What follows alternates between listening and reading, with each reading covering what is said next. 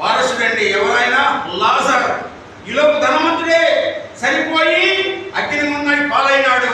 అగ్ని జ్వాలలు ఏడుస్తూ కన్నీరు కాపు ఏడుస్తున్నాడు. అయ్యా నా తండ్రి అబ్రహామా, ఒక్కసారి నన్ను కనికరించమని కన్నీరు ఏడుస్తుండేవాడు ధనవంతుడు. ఏది కావాలి మనకి? ఇంకా నీకేనా మారు మనసు లేక, రక్షణ లేక, మార్గం తెలియక నుండి పశ్చాత్తపడకుంటే ఇది శివరులండి. ఏ సమయంలో ఏమి పక్కకు తెలియదు. ఎక్కడ చూసినా మరణాలే, ఎక్కడ చూసినా యావశక్తిగా, ఎక్కడ చూసినా ఘోరమైన మరణాలు జరుగుతున్నాయి. అవి చూడక మునిపే, అవి మన వైపు చూడక మునిపే ఒక్కసారి క్రీస్తు అంగీకరించు. అయ్యా నా పాపాలు క్షమించాలి, పశ్చాత్తాపడి ప్రభువుని చూడు. ప్రభు నీ కుటుంబాన్ని దీవిస్తాడు, నీ మార్గం సరళం చేయగలుగుతాడు.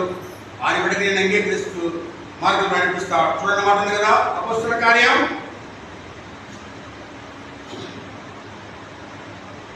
3:20.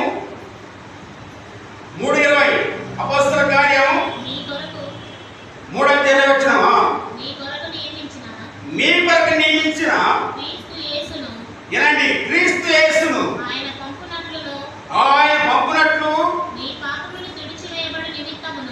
నీ పాపములు తుడిచివేయబడి నిమిత్తము మారు మనసు నుండి తిరుగుడి. దేవుని స్తోత్రం. ఏం చేయాలి? నీ పాపం తుడిచివేయబడినట్టు